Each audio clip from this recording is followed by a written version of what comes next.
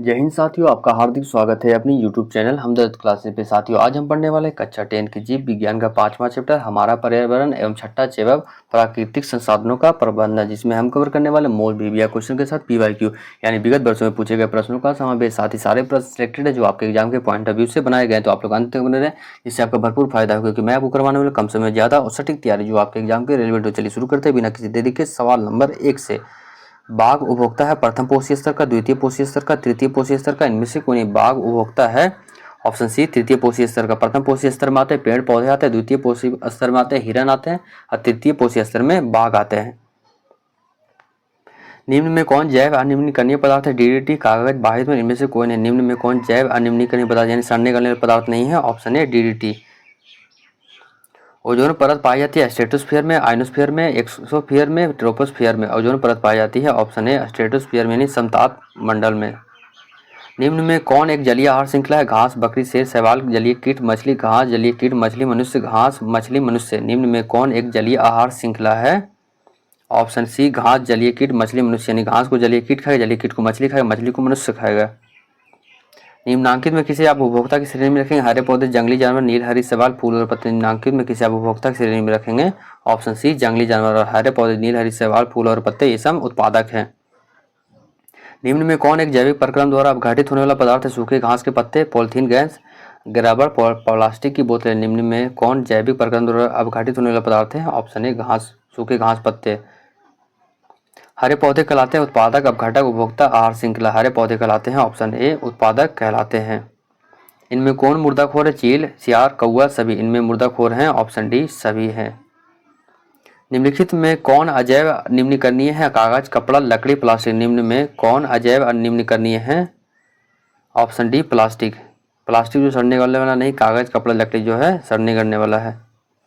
निम्न में कौन से पर्यावरण के जैविक घटक नहीं है? पौधे, वायु, मनुष्य, जंतु। तो ऑप्शन बी वायु जैविक घटक नहीं, वायु, मृदा और जल ये सब अजैविक घटक है, और पौधे, मनुष्य, जंतु जो है ये जैविक घटक हैं। निम्न में कौन सा जैव अनिम्नीकरणीय प्रदूषक है? गोबर, गैस, पानी, प्लास्टिक, कागज। निम्न में कौन जैव अनिम्नीकरणीय प्रदूषक है? Option B plastic.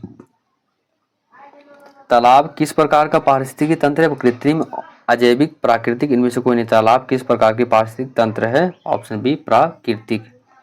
वायुमंडल में कार्बन डाइऑक्साइड की प्रतिशत मात्रा 0.3%, 0.003%, 0.03%, 0.0003%। तो वायुमंडल में ऑक्सीजन की कार्बन डाइऑक्साइड की प्रतिशत मात्रा है ऑप्शन बी 0.03%।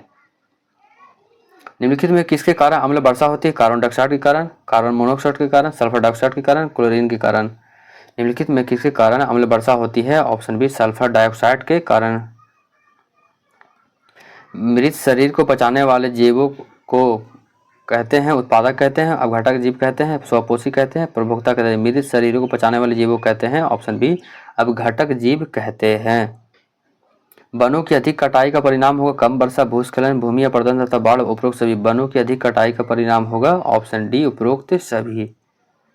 जैव वातावरण में शामिल है मृदा, जल तथा वायु, जंतु, पौधे तथा मनुष्य, सूर्य का प्रकाश, वायु, वर्षा। इनमें से कोई नहीं। जैव वातावरण में शामिल है ऑप्शन बी जंतु, पौधे तथा मनुष्य। मृदा, जल तथा वायु समय अजैव वातावरण में शामिल है।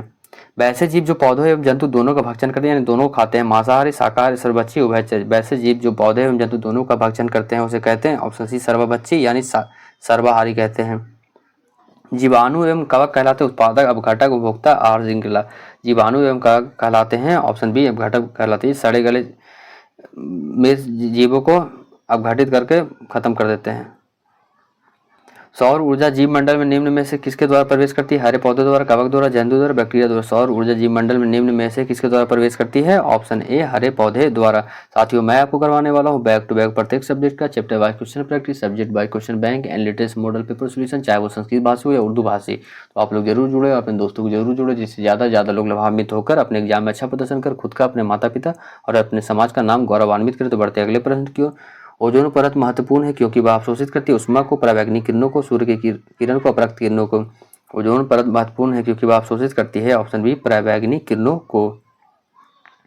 पारिस्थितिकी तंत्र में ऊर्जा का प्रवाह होता है एक दिशीय, बहुदिशीय, द्विदिशीय, चक्रीय। पारिस्थितिकी तंत्र में ऊर्जा का प्रवाह होता है ऑप्शन ए एक दिशीय। निम्न में कौन पारिस्थितिकी तंत्र में अधिकतम संख्या में मौजूद होते हैं? उत्पादक, शाकभक्षी, मांसभक्षी, सर्वभक्षक।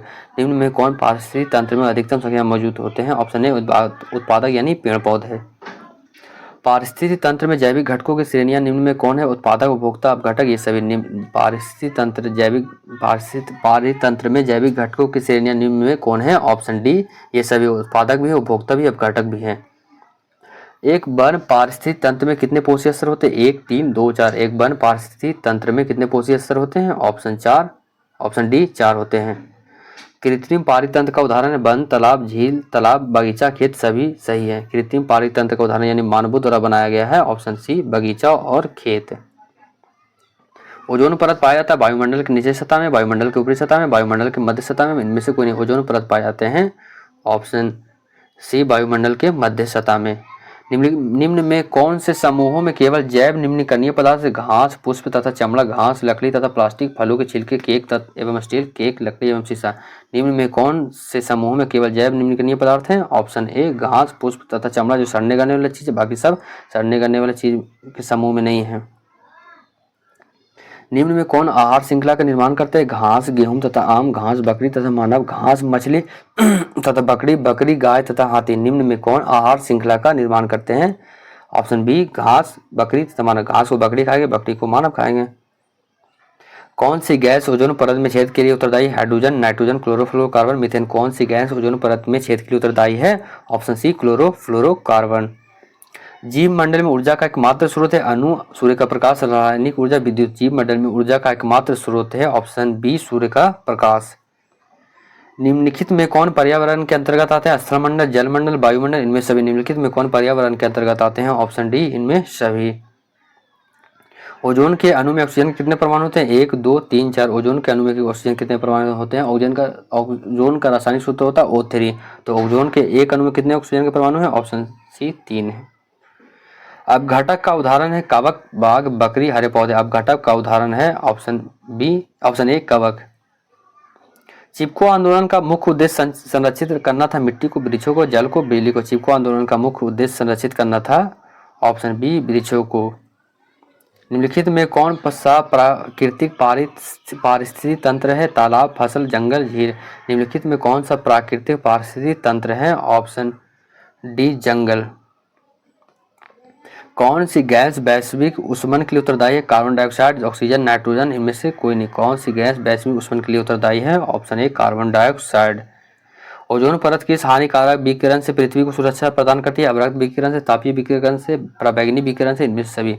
ओजोन परत किस हानिकारक विकिरण से पृथ्वी को सुरक्षा प्रदान करती है? ऑप्शन सी पराबैंगनी किरणों से। कौन सा जैव निम्नकरणीय कचरा? टिश्यू पेपर, केला का छिलका, थर्मोकोल, इनमें से सभी। कौन सा जैव निम्नकरणीय कचरा है? Option C thermocol. ये सड़ने गलने वाला कचरा नहीं है। इनमें कौन सर्वाहारी जीव है? हिरन, मनुष्य, तिलचट्टा, बी एवं सी दोनों। इनमें कौन सर्वाहारी जीव है? ऑप्शन डी बी एवं सी। मनुष्य और तिलचट्टा दोनों है, यानी शाक सब्जी भी खाते हैं और मांस मछली भी खाते हैं, मतलब मांस भी खाते हैं। सूक्ष्म उपभोक्ता जीव कहलाते हैं जीवाणु, कवक। ए एवं बी दोनों गिद्ध है। सूक्ष्म उपभोक्ता जीव कहलाते हैं जीवाणु और कवक, यानी ऑप्शन सी ए एवं बी दोनों। इनमें कौन वन आहार श्रृंखला बनाता है? बाघ, घास, हिरन, घास, हिरन, बाघ, हिरन, बाघ, घास, घास, बाघ, हिरन। इनमें कौन वन आहार श्रृंखला बनाता है? ऑप्शन बी घास, हिरन, बाघ, यानी घास को हिरन खाएगा, हिरन को बाघ खाएगा। सूर्य के द्वारा निकला हुआ पराबैंगनी किरण कहाँ अवशोषित होता है? क्षोभ परत में, आयन परत में, ओजोन परत में, बही परत में। सूर्य के द्वारा निकला हुआ पराबैंगनी किरण कहाँ अवशोषित होता है? ऑप्शन सी ओजोन परत में। पराबैंगनी किरण के कारण मनुष्य में कौन सा रोग उत्पन्न होता है? त्वचा कैंसर, एड्स, मलेरिया, टाइफाइड। पराबैंगनी किरण के कारण मनुष्य में कौन सा रोग उत्पन्न होता है? ऑप्शन ए त्वचा कैंसर। वायुमंडल कितने परतों में बटा हुआ है? 4, 5, 3, 6। वायुमंडल कितने परतों में बटा हुआ है? ऑप्शन बी 5 परतों में बटा हुआ है। एक आहार श्रृंखला में शाकाहारी से निर्माण होता है प्रथम पोषी स्तर का, द्वितीय पोषी स्तर का, तृतीय पोषी स्तर का, चतुर्थ पोषी स्तर का। एक आहार श्रृंखला में शाकाहारी का निर्माण होता है, ऑप्शन बी द्वितीय पोषी स्तर में। जैसे हिरन उरन हो गए, ये द्वितीय पोषी स्तर में आते हैं, और प्रथम पोषी स्तर में हो गए जैसे पेड़ पौधे आ गए, तृतीय पोषी स्तर में शेर बाघ आ गए। इनमें कौन मानव निर्मित जैव निम्नकरणीय है? Oxygen, biogas, methane, CFC। इनमें कौन मानव निर्मित जैव निम्नकरणीय है? ऑप्शन बी बायोगैस, जिसे गोबर गैस भी कहते हैं। वायुमंडल में नाइट्रोजन की मात्रा है 20%, 50%, 78%, 0.3%। वायुमंडल में नाइट्रोजन की मात्रा है ऑप्शन सी 78%। निम्न में कौन आहार श्रृंखला सही है? चूहे, घास, मोर, सर्प, घास, चूहे, सर्प, मोर, सर्प, घास, चूहे, मोर, मोर, सर्प, घास, चूहे। निम्न में कौन आहार श्रृंखला सही है? ऑप्शन बी घास। घास को चूहा खाएगा, चूहा को सांप खाएगा, सांप को मोर खाएगा। एक खाद्य श्रृंखला में तीसरे पोषक स्तर पर हमेशा कौन होता है? शाकाहारी, मांसाहारी, घटक, उत्पादक। एक खाद्य श्रृंखला में तीसरे पोषक स्तर पर हमेशा होता है ऑप्शन बी मांसाहारी। प्रथम पोषक स्तर पर तो हो गए पेड़ पौधे हो गए, द्वितीय पोषक स्तर पर हिरण हो गए, तीसरे पोषक स्तर पर हो गए शेर बाघ हो गए। निम्नलिखित में कौन उत्पादक है? सर्प, ग्रास हॉपर, मेढक, घास। निम्नलिखित में कौन उत्पादक है? ऑप्शन डी घास। मैदानी पारिस्थितिक तंत्र में तृतीय उपभोक्ता है हरा पौधा, मेढक, सर्प, ग्रासहॉपर। मैदानी पारिस्थितिक तंत्र में तृतीय उपभोक्ता है ऑप्शन सर्प, ऑप्शन डी सर्प। जैसे हो गया पहला उपभोक्ता हो जाएंगे उत्पादक तो पेड़ पौधे हो गए, प्रथम उपभोक्ता हो गए जैसे टिड्डा, ग्रासहॉपर हो गया। ग्रासहॉपर को कौन खाता है? मेढक खाता है। ये दूसरा उपभोक्ता हो गया। मेढक को कौन खाता है? सर्प। सांप को तृतीय उपभोक्ता हो गया। वन पारिस्थितिक तंत्र में हिरण होते उत्पादक, प्राथमिक उपभोक्ता, द्वितीय उपभोक्ता, तृतीय उपभोक्ता। वन पारिस्थितिक तंत्र में हिरण होते हैं ऑप्शन बी प्राथमिक उपभोक्ता होते हैं। साथ ही प्रश्नों को लेवल आपको देख कर लग रहा होगा कि सारे प्रश्न आपके एग्जाम के हूबहू रिलेटेड। अगर हमारी मेहनत आपको पसंद आ रही है तो आप लाइक शेयर कमेंट के जरिए आप अपना प्यार हमें और अपने दोस्तों में बांट सकते हैं। तो बढ़ते अगले चैप्टर की ओर, प्राकृतिक संसाधन एवं प्रबंधन। तो आइए पढ़ते सवाल नंबर 1 से शुरू करते हैं। निम्न में कौन प्राकृतिक संसाधन नहीं है? वायु, मृदा, जल, जीवधारी। निम्न में कौन प्राकृतिक संसाधन नहीं है? ऑप्शन डी जीवधारी प्राकृतिक संसाधन नहीं। वायु, मृदा, जल ये सब प्राकृतिक संसाधन है। यूरो 2 का संबंध है वायु प्रदूषण से, जल प्रदूषण से, मृदा प्रदूषण से? कोई नहीं। यूरो 2 का संबंध है ऑप्शन ए वायु प्रदूषण से। निम्न में कौन एक भूमिगत जल का उदाहरण? नदी, कुआं, समुद्र, तालाब। निम्न में कौन एक भूमिगत जल का उदाहरण है? ऑप्शन बी कुआं। जैव निम्नकरणीय अपशिष्ट निम्न में कौन है? मलमूत्र, बाहित मल, पेड़ पौधे के मृत शरीर, इनमें सभी। जैव निम्नकरणीय अपशिष्ट निम्न में कौन है? यानी सड़ने गलने वाली चीज है ऑप्शन डी इनमें सभी हैं। BS4 का संबंध है यानी BS चतुर्थ का संबंध है मृदा प्रदूषण से, ध्वनि प्रदूषण से, वायु प्रदूषण से, जल प्रदूषण से। BS4 का संबंध है ऑप्शन सी वायु प्रदूषण से। कर्नाटक में जल संग्रहण स्थान को कहा जाता है एरी, सुरगम, आहार, कट्टा। कर्नाटक में जल संग्रहण स्थान को कहा जाता है ऑप्शन डी कट्टा। ये पूछा हुआ सवाल है। पर्यावरण दिवस किस दिन को मनाया जाता है? 8 अक्टूबर को, 5 जून को, 17 नवंबर को, 1 मई को। पर्यावरण दिवस किस दिन को मनाया जाता है? ऑप्शन बी 5 जून को। सुरगम किस राज्य की जल संग्रहण व्यवस्था है? हिमाचल प्रदेश, केरल, तमिलनाडु, कर्नाटक। सुरगम किस राज्य की जल संग्रहण व्यवस्था है? ऑप्शन सी केरल की। चिपको आंदोलन किस वर्ष में प्रारंभ हुआ था? 1973 में, 1980 में, 1985 में, 1990 में। चिपको आंदोलन किस वर्ष में प्रारंभ हुआ था? ऑप्शन ए 1973 में। सरदार सरोवर बांध किस नदी पर निर्मित है? यमुना, गंगा, नर्मदा, ताप्ती। सरदार सरोवर बांध किस नदी पर स्थित है? ऑप्शन सी नर्मदा नदी पर। निम्न में कौन गंगा प्रदूषक के लिए उत्तरदायी नहीं है? गंगा में मछली पालना ये तो अच्छी बात है, पालिए। गंगा में कपड़ों को धोना, हाँ डिटर्जेंट मत धोइए। गंगा में जले सबको बहाना वो तो गलत बात है, नहीं करना चाहिए। गंगा में रासायनिक अपशिष्ट उत्सर्जन। निम्न में कौन गंगा प्रदूषण के लिए उत्तरदायी है? ऑप्शन डी गंगा में रासायनिक अपशिष्ट उत्सर्जन। इसमें ये गलत बात है, ठीक है। वनों के संरक्षण के लिए निम्न में किन प्रक्रियाओं को नियंत्रित करने की आवश्यकता है? पेड़ों की अंधाधुंध कटाई, अतिचारण, खनन, ये सभी। वनों के संरक्षण के लिए निम्न में किन प्रक्रियाओं को नियंत्रित करने की आवश्यकता है? ऑप्शन डी ये सभी। वे पदार्थ जो जैविक प्रकरण द्वारा अपघटित हो जाते हैं, सड़ गल जाते हैं, कहलाते हैं जैव निम्नीकरणीय, अजैविक कारक, अक्रिय पर्यावरण। ऑप्शन ए जैव निम्नीकरणीय कहलाते हैं। पर्यावरण को बचाने के लिए 3 प्रकार के आर का प्रयोग किया जाता है: reduce, recycle, reuse, repeat, reverse. Recycle, repeat, reserve, restore सभी कथन गलत हैं। पर्यावरण को बचाने के लिए 3 प्रकार का आर का प्रयोग किया जाता है। ऑप्शन ए रिड्यूस, रिसाइकिल, रीयूज। जैव विविधता के विशिष्ट हॉटस्पॉट स्थल क्या कहलाते हैं? जंगल, वन, जंतु, दाबा। जैव विविधता के विशिष्ट हॉटस्पॉट स्थल क्या कहलाते हैं? ऑप्शन बी वन कहलाते हैं। चिपको आंदोलन के अग्रणी नेता है सुंदरलाल बहुगुणा, ए के बनर्जी, बाबा आमटे, अमृता देवी बिश्नोई। चिपको आंदोलन के अग्रणी नेता कौन है? Option A Sundarlal Bahuguna. ये हर जगह पढ़ चुके हैं। निम्न में कौन सा पर्यावरण अनुकूल नहीं है? पैदल चलना, मोटरसाइकिल से चलना, साइकिल चलना। इनमें से कोई निम्न में कौन सा पर्यावरण अनुकूल नहीं है? पैदल चलना तो बहुत अच्छी बात है, साइकिल से चलना भी अच्छी बात है। मोटरसाइकिल चलना ये थोड़ा गलत बात हो गया है। Option C. जैव अनिम्नकनीय अपशिष्ट निम्न में कौन है? सीसा, आर्सेनिक, रेडियोधर्मी पदार्थ, इनमें सभी। जैव अनिम्नकनीय यानी सड़ने गलने वाला पदार्थ नहीं है, ऑप्शन डी इनमें सभी। निम्नलिखित में से प्राकृतिक संसाधन कौन है? मृदा, वन, जल, ये सभी निम्नलिखित में से प्राकृतिक संसाधन है, ऑप्शन डी ये सभी है। निम्नलिखित संसाधनों में से किन्हें संपोषित रूप से यानी सोच समझ कर उपयोग करने की आवश्यकता है? कोयला, पेट्रोलियम, खनिज, उपयुक्त सभी। तो ऑप्शन डी उपयुक्त सभी हो जाएगा, सभी को अच्छे से यूज करना चाहिए। विश्व में कितने प्रतिशत भाग में जल पाया जाता है? 50%, 60%, 70%, 90%। विश्व में कितने प्रतिशत भाग में जल पाया जाता है? ऑप्शन सी 70% में।